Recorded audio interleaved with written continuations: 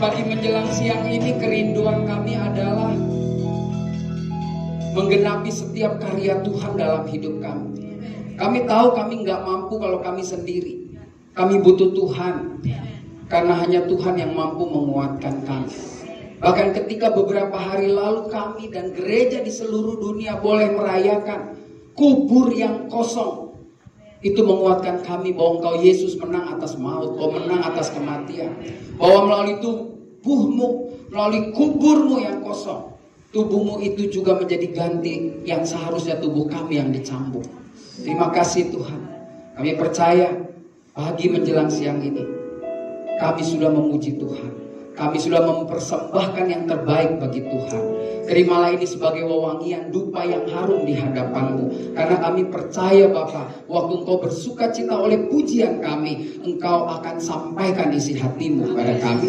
Terima kasih Kau pilih hamba-Mu untuk berdiri di mimbar-Mu yang kudus ini, untuk menyeberangkan kebenaran firman Tuhan. Oleh karena itu Bapa, sempurnakan setiap perkataan yang keluar dari mulut bibir lidah hamba-Mu ini boleh mendarat di telinga dan hati setiap umat Tuhan yang rindu dan haus akan firman Tuhan. Dan waktu kami pulang nanti, kami menyadari bahwa keselamatan yang kami terima itu hanya karena anugerah.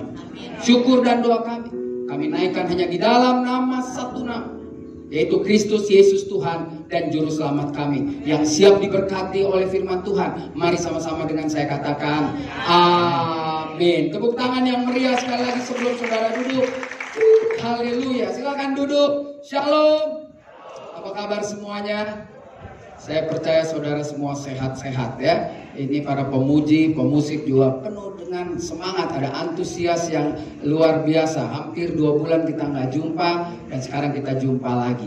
Nanti jumpa lagi 19 Juni ya, jam 10 ya. Mei libur ya, karena mesti pulang kampung hari raya ya. Nah, mari kita akan lihat. Hari ini saya mau bicara tentang tema diselamatkan oleh anugerah. Jadi semua yang kita miliki ini sebetulnya adalah anugerah. Anugerah itu adalah penghargaan diberikan kepada seseorang yang sebetulnya kalau kita lihat anugerah untuk pemain sepak bola terbaik, anugerah untuk bintang film terbaik, mereka dapat karena mereka berusaha begitu luar biasa, karena mereka menghasilkan karya-karya yang luar biasa. Ada Cristiano Ronaldo, ada Lionel Messi, lalu ada siapa tuh yang kemarin gampar MC-nya ya kan. Itu semua orang punya karya yang besar. Tapi kita apa yang kita kerjakan? Kita nggak ada yang kita kerjakan karena kita nggak bisa berkarya sedikit pun untuk menghapus kesalahan dan dosa kita.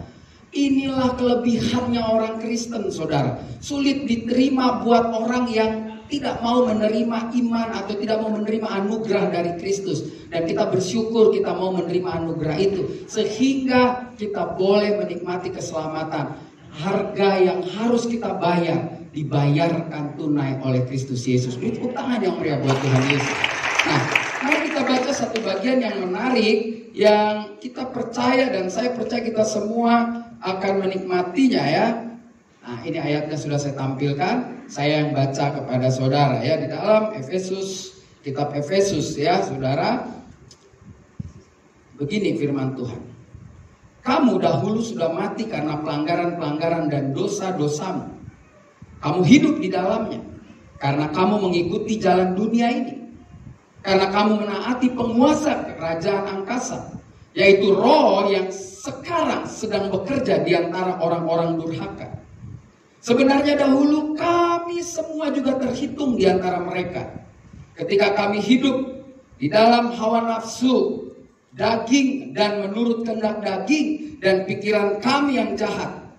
Pada dasarnya kami adalah orang-orang yang harus dimurkai sama seperti mereka yang lain. Saudara, ini ungkapan perasaan Paulus waktu dia menulis surat bahwa, pakai bahasa Jakarta ya, lu tuh gak ada apa-apanya. Tapi kita juga dulu gak ada apa-apanya, begitu. Jadi tidak ada yang lebih hebat karena memang manusia lama kita itu tidak bisa buat apa-apa.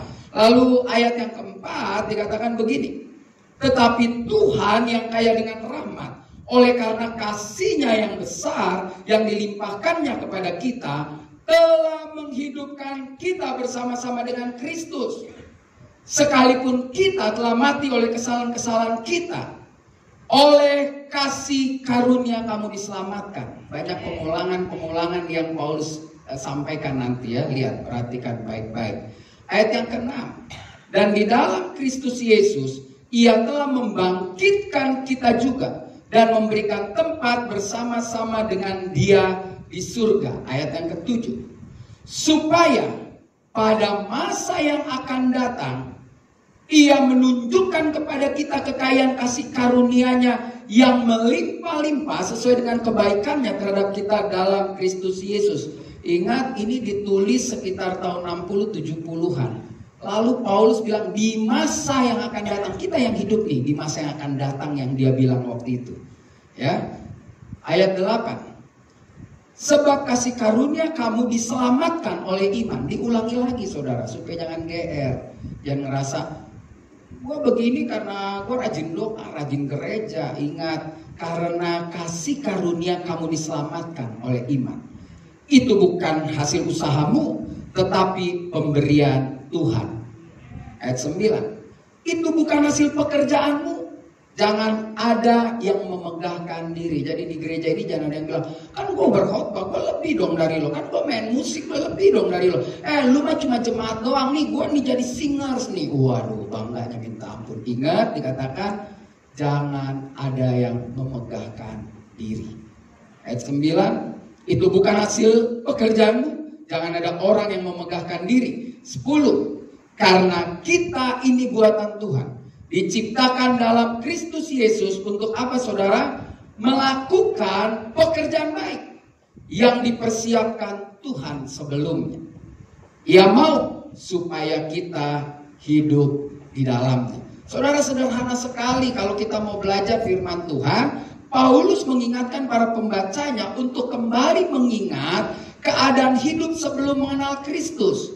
Jadi ingat dulu sebelum kita kenal Kristus, kita hidup, kita jalani dengan suka-suka kita, dengan semau hati kita. Lalu itulah yang harusnya kita sadari, bahwa dulu aku melakukan kesalahan yang besar sehingga aku mengalami kelelahan. Orang di luar Kristus tuh pada akhirnya mengalami kelelahan. Dia kerja, sekali lagi saya nggak pernah larang orang bekerja, tapi lihat dia bekerja begitu sia-sia, dia melayani Tuhan, rasanya sudah melayani, padahal hidupnya masih di luar Kristus, dan akhirnya dia lelah, dan akhirnya dia bilang kayaknya gue udah nggak bisa lah, gue kembali lagi ke kehidupan yang lama. Bukan saya bilang orang tidak melayani di gereja ini berarti tidak mengalami kasih Kristus, enggak, karena semua orang pasti melayani dan setiap orang pasti punya ladangnya masing-masing yang Tuhan sediakan. Kalau bukan ladang saudara jangan dipaksa. Ya, saudara akhirnya capek dan lelah. Nah, jadi bersyukurlah sama Tuhan kalau saudara mungkin ada di sini ini menjadi ladang saudara. Nikmatilah sebagai kasih karunia yang luar biasa di dalam kehidupan ini. Nah, saudaraku, setelah mengenal Kristus, makanya di ayat ini Paulus mengulangi lagi. Setelah mengenal Kristus, kita diberikan hidup yang baru yang merupakan anugerah. Ya, saya buat catatan buat saudara yang harus disyukuri dengan menggunakan sebaik-baiknya untuk melayani Tuhan. Saudara, hidup ini adalah hidup yang melayani Tuhan. Melayani sebagai persembahan yang kudus, yang tulus, yang berkenan kepada Bapa di surga. Kalau mau tahu berkenan atau tidak, saudara bisa rasakan sendiri apakah pelayanan saya sudah berkenan dari kehidupan kita sehari-hari. Dari penyertaan Tuhan yang kita rasakan, dari berkat, kasih, karunia, pertemanan, persahabatan kita dengan banyak orang, itu bisa memperlihatkan bahwa hidup kita, bahwa apa yang saya persembahkan kepada Tuhan, itu sudah berkenan di hadapan Dia. Makanya ada orang bilang, gue melayani kok gue apes melulu ya, kok gue melayani laki gue galak melulu, kok gue melayani bini gue, aduh, capek lihat dandanannya. Ya jangan-jangan kita sedang melayani dan tidak berkenan. Bukannya Tuhan membuat kita jadi berantakan, bukan. Karena ada hal-hal yang tampaknya saudara dan saya harus sensitif di dalam hal mengenai Tuhan. Jadi orang Kristen yang sekarang harusnya menyadari karena anugerah kita yang lalu hidup sia-sia dan lelah, dan hari ini kita tidak sia-sia dan tidak lelah lagi. Makanya mulai kenakanlah manusia baru dan mulailah hidup melayani Tuhan. dan mulailah terus kejar perkenanan Tuhan. Perkenanan Tuhan perlu dikejar, maksudnya dengan saudara terus melatih rohani saudara, dengan terus membaca firman, dengan terus melayani. Saudara sedang mengejar itu semua. Karena tanpa hubungan pribadi dengan Tuhan, saudara gak akan pernah bisa mengklaim diri saudara bahwa saya dekat sama Tuhan, saya buktinya diberkati. Tuyul juga bisa berkati orang, saudara. Setan juga bisa berkati orang. Kalau orang selalu bicara berkat ukurannya uang, setan lebih cepat kasih uang daripada Tuhan. Karena Tuhan kalau kasih berkat, ada proses yang harus dikerjakan. Nggak ada yang instan-instan. Pokoknya doa, besok minta ini Tuhan sediakan. Wow, luar biasa sekali saudara. Jadi masuki proses. Nah, saya tidak mau memperpanjang tentang ini, tetapi mari kita fokus apa yang harus kita lakukan setelah kita menyadari bahwa kita dapat anugerah keselamatan. Singkat aja, seperti biasa saya suka langsung aja pada poinnya. Ya, jadi apa yang harus kita lakukan setelah menyadari bahwa keselamatan kita ini adalah anugerah? Yang pertama, kita lihat lagi bacaan Alkitab kita. Ayat yang keempat dan kelima mengajarkan kita satu prinsip yang sederhana. Demikian dikatakan di ayat 4. Tetapi Tuhan yang kaya dengan rahmat, oleh karena kasih-Nya yang besar yang dilimpahkannya kepada kita, Tuhan yang kaya rahmat, yang kasih-Nya dilimpahkan, ya kan, dicurahkan, diberikan kepada saudara dan saya, telah menghidupkan kita bersama-sama dengan Kristus. Jadi kasih Bapa yang dilimpahkan kepada saudara dan saya membuat saudara dan saya bisa dihidupkan di dalam Kristus. Sekalipun kita telah mati oleh kesalahan-kesalahan kita, oleh kasih karunia kamu diselamatkan. Saudara, yang pertama, tindakan yang harus kita lakukan sederhana. Selalu berani hidup bersyukur dalam segala keadaan. Saudara, mau pendeta dari abad ke-1 sampai nanti berakhirnya dunia, semua ngajarinnya gak jauh beda. Berani bersyukur dalam segala keadaan. Tiap minggu rasanya diulangi terus. Dan tiap minggu kita bilang amin, tapi waktu pulang sampai rumah ngeluh lagi. Jadi rohnya menyala-nyala waktu ibadah. Pas pulang tetap aja bersyukur pendeta ngomong bersyukur. Dia nggak tahu sih keadaan kita. Lu tahu nggak bayar listrik berapa sebulan? Anak sekolah lagi mau kuliah. Gue ngerti bersyukur, gue ngerti. Tapi kalau keadaannya terus kayak begini, apa yang gue mau syukuri? Ya udah. Saudara silakan aja muter-muter di kubangan saudara sendiri. Kalau saudara tanya sama saya sebagai hamba Tuhan, saya bilang kekuatan orang Kristen adalah ketika dia waktu ngaca lihat dirinya dan dia bilang thank you Jesus. Udah itu aja, yang gampang, sederhana. Kenapa kita harus bersyukur? Karena kita mengalami kasih yang berlimpah. Itu yang tadi dikatakan, kasih dari surga yang berlimpah-limpah jatuh dalam hidup saudara dan saya. Yuk bersyukur Bapak Ibu. Adam dan Hawa itu kurang bersyukur menurut saya. Kalau dia bersyukur, dia nggak mau coba-coba sama Tuhan. Kan dia makan buah itu supaya sama. Pengen terus manusia. Ingin. Akhirnya celaka 12. Karena dia nggak bersyukur bisa ada di Taman Firdaus, ngobrol sama macan, sore hari bisa ngomong sama Tuhan. Tapi terus dia, boleh juga nih ular. Jangan-jangan kita bisa sama, kurang bersyukur. Apapun yang kita miliki hari ini bersyukur. Punya istri bersyukur, nggak punya istri bersyukur. Punya suami bersyukur, nggak punya suami bersyukur. Punya anak bersyukur, enggak punya anak bersyukur. Karena di balik kehidupan kita ada rencana Tuhan yang luar biasa. Kalau kita amin ya semua karena anugerah, nikmatilah anugerah itu bersama dengan Tuhan. Haleluya. Jadi ini jelas saudara. Kenapa kita harus bersyukur? Karena kita telah dihidupkan dari kematian. Waduh, ini bukan hasil usaha kita. Please, buat saya sebagai hamba Tuhan, buat saudara semua pemujika, pengerjaka, pemusika, jangan lagi memegahkan diri.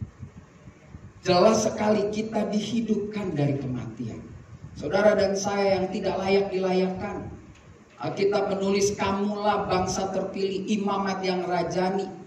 umat kepunyaan Tuhan, yang telah memanggil kamu keluar dari gelap kepada terangnya yang ajaib. Untuk apa? Untuk menceritakan perbuatan-perbuatannya yang besar di dalam hidup kita.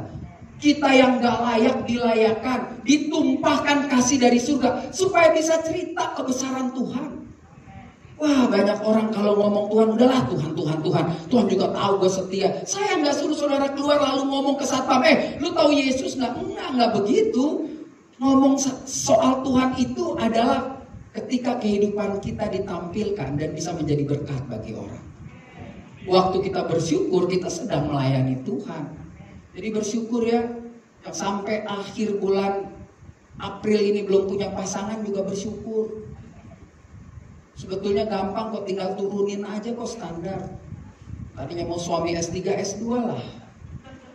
Ya, ibu-ibu, mertua-mertua jangan matre. Sekarang nggak matre sama duit, sama gelar. Soalnya kalau di undangan kan keren, S3 udah. Sekarang cari mantu, saya selalu bilang, yang penting seiman. Bertanggung jawab kalau mantu laki kerja. Dan selalu ini penting, yang ketiga, enak difoto. Kalau kagak enak difoto susah juga, ya kan.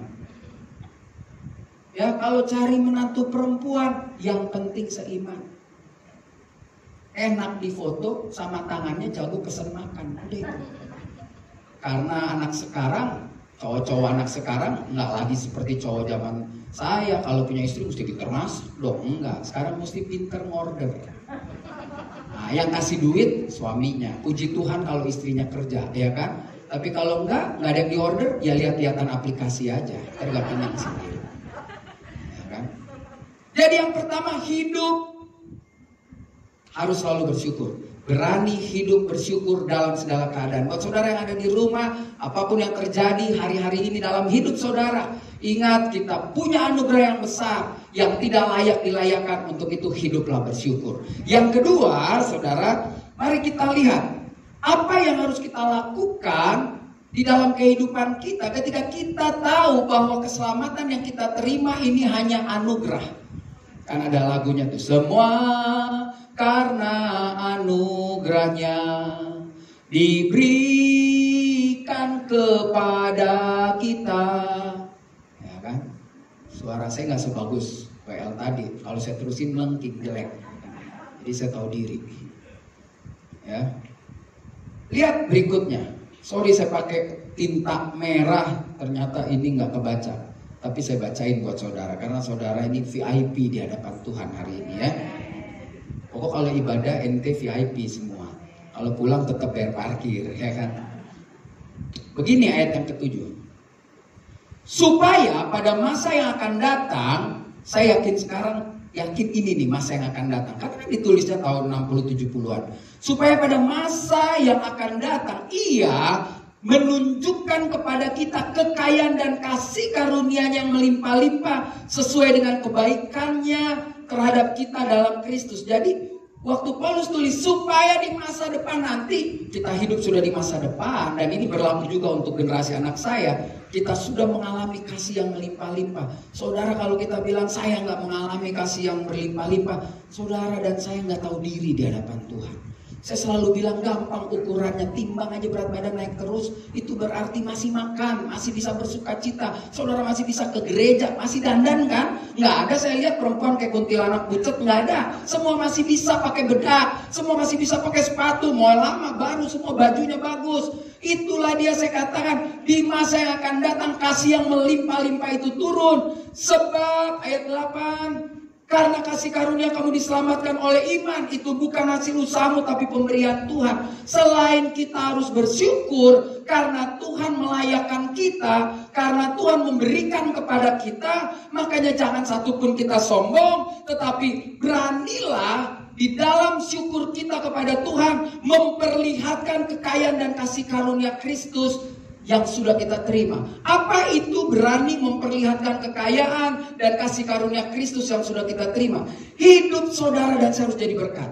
Hidup saudara dan saya kalau ngomong membuat orang yang dengar puas hatinya. Jangan kalau kita datang, dia datang lagi. Nah, aku Kristen, singer lagi, WL pemain musik. Kalau dia datang ribut aja bawaannya.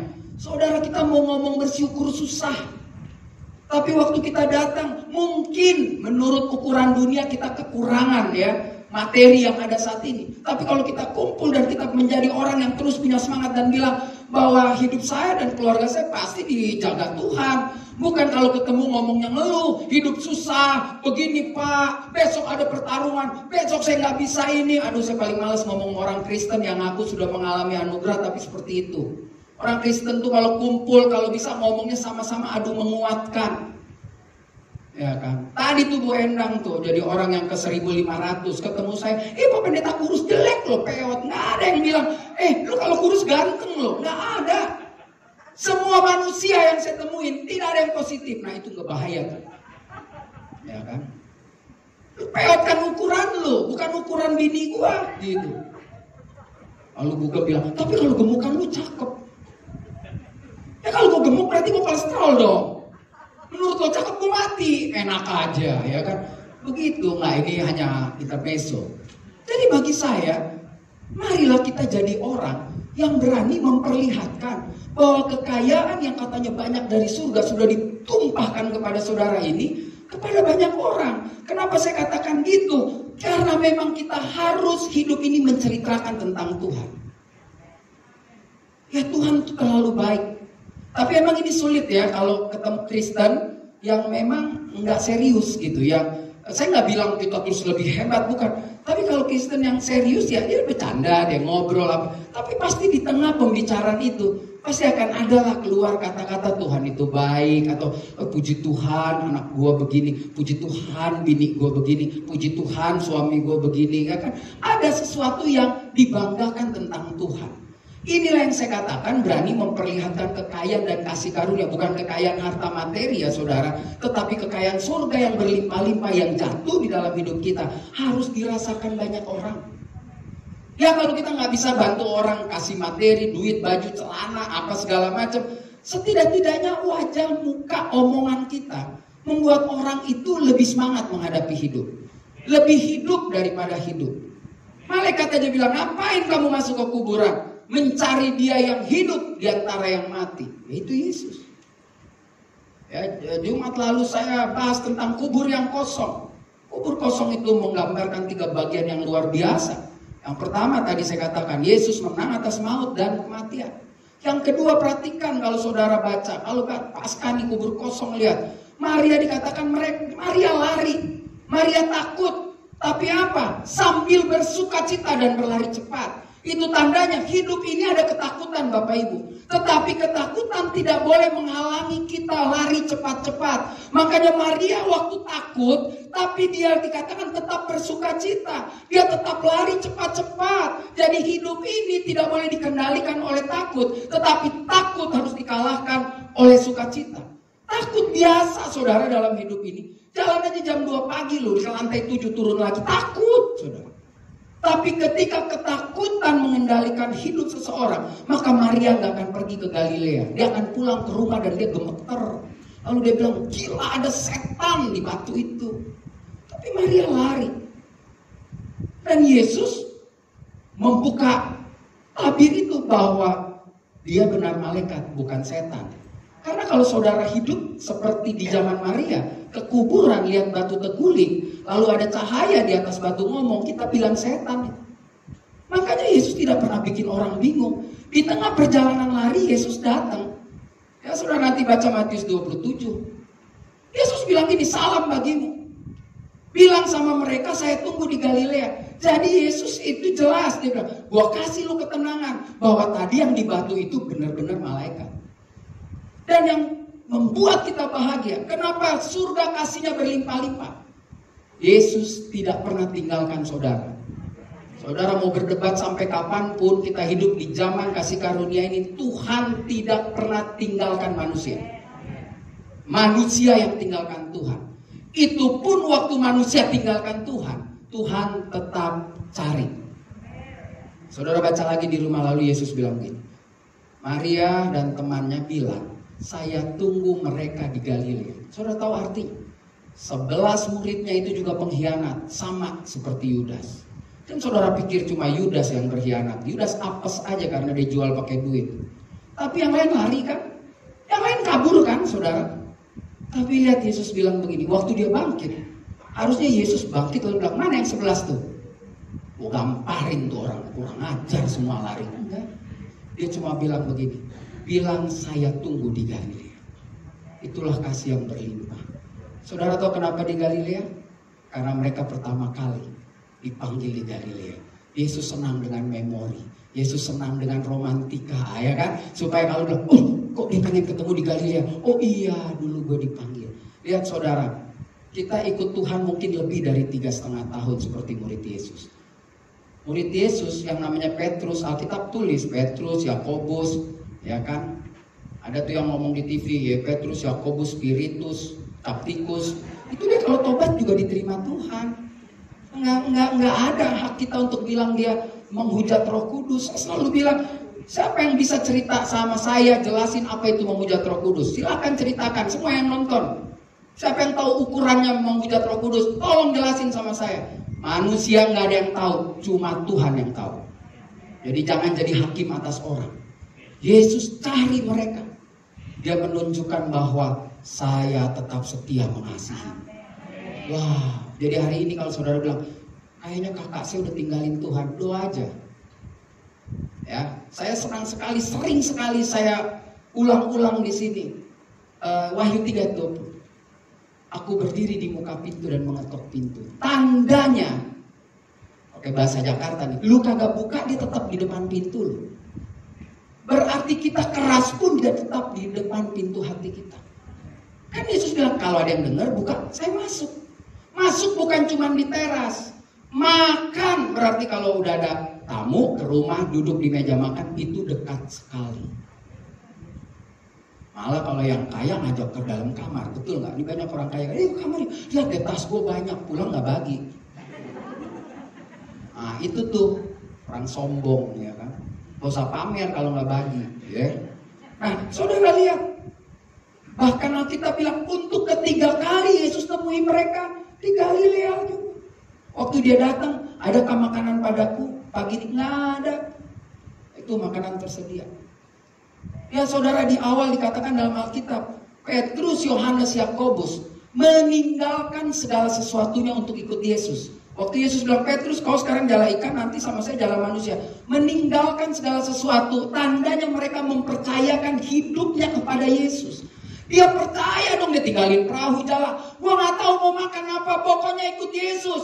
Dan Alkitab tidak pernah menulis bahwa keluarga mereka mati kelaparan. Bahkan ibu mertua Petrus didatengin ke Kapernaum untuk disembuhkan Yesus.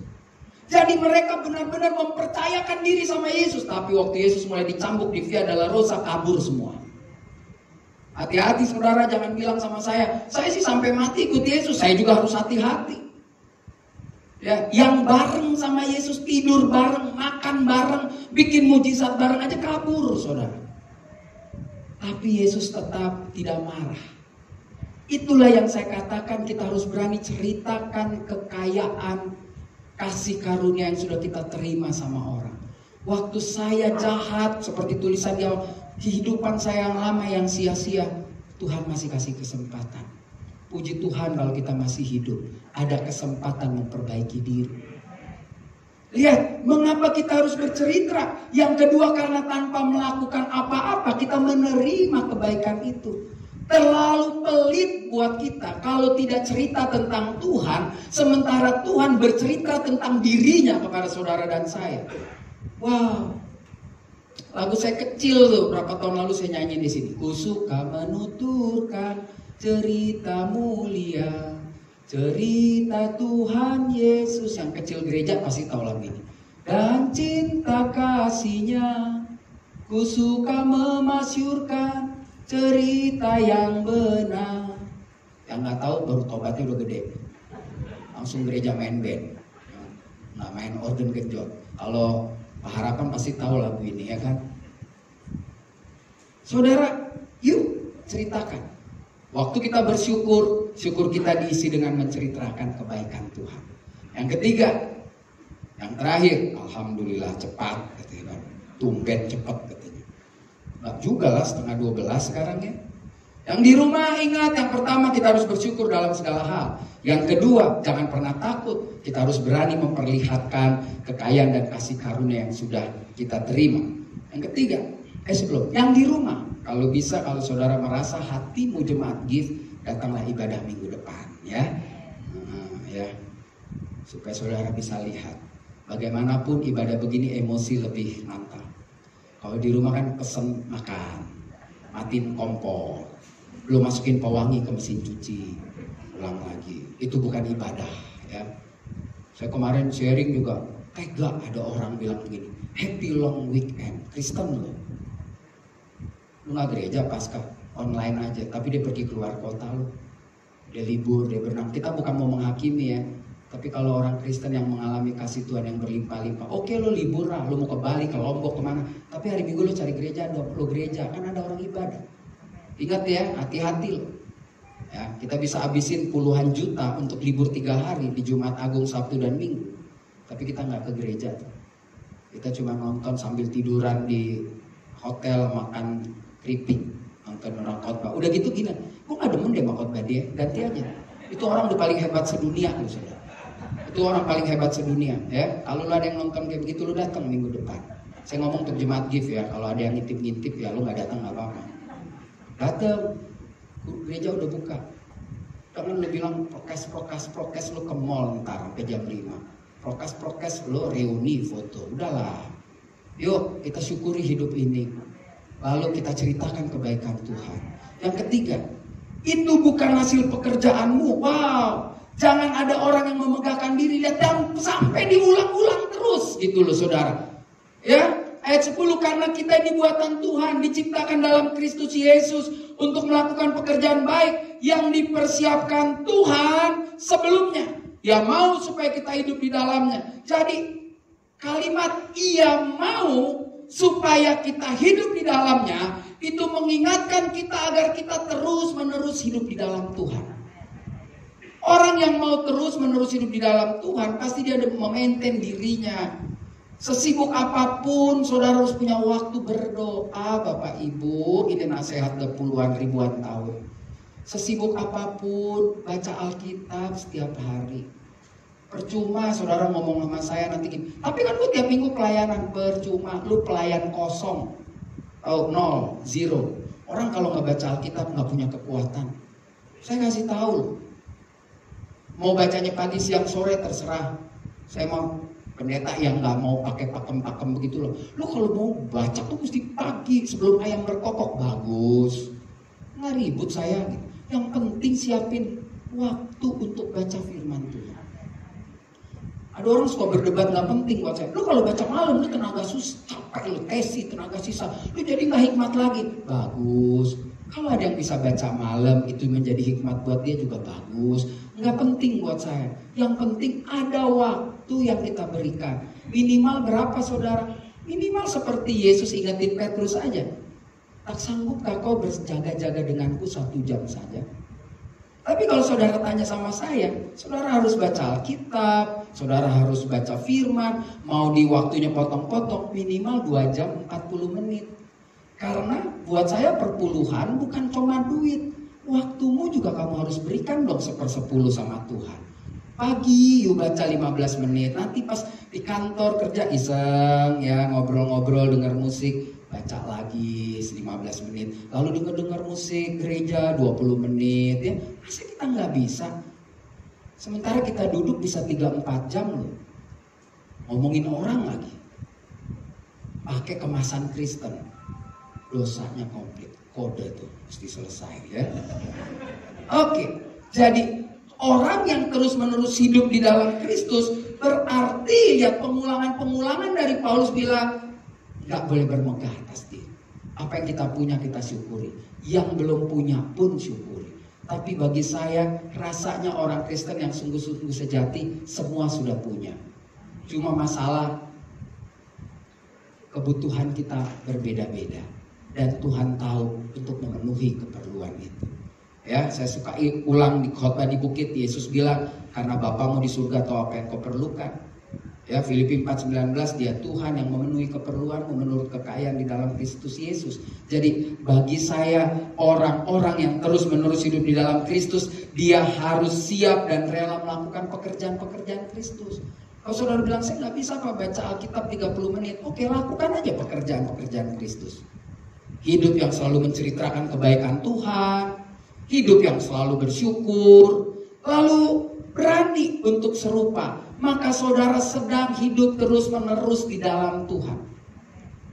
Menjadi serupa dengan Kristus.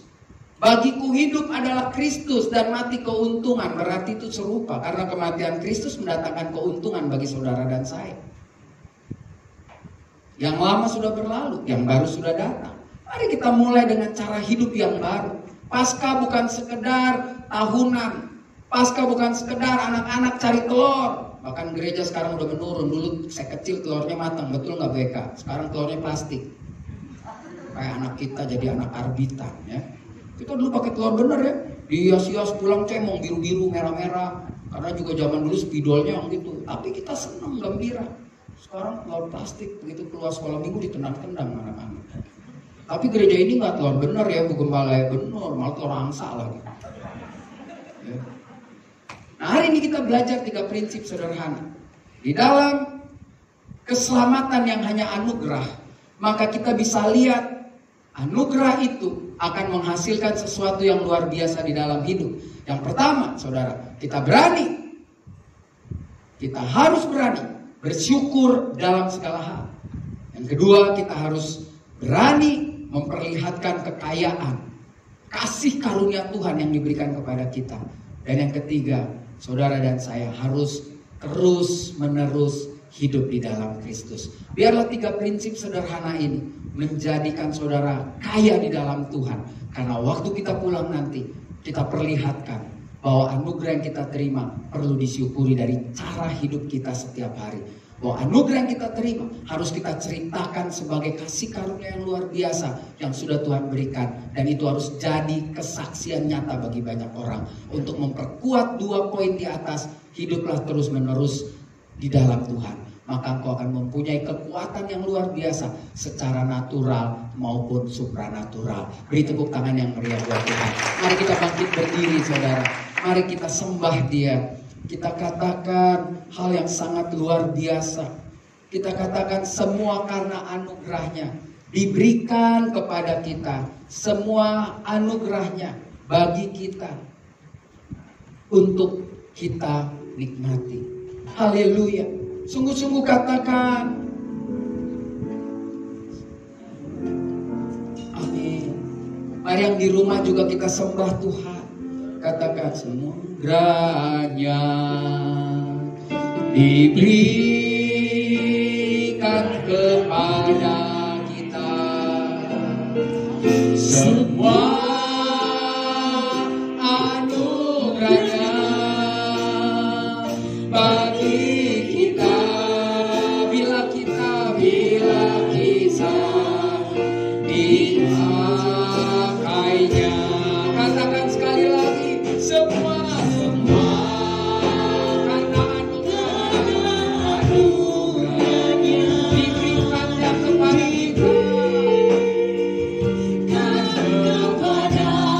kita. Semua anugerahnya bagi kita. Bila kita dipakainya, bila kita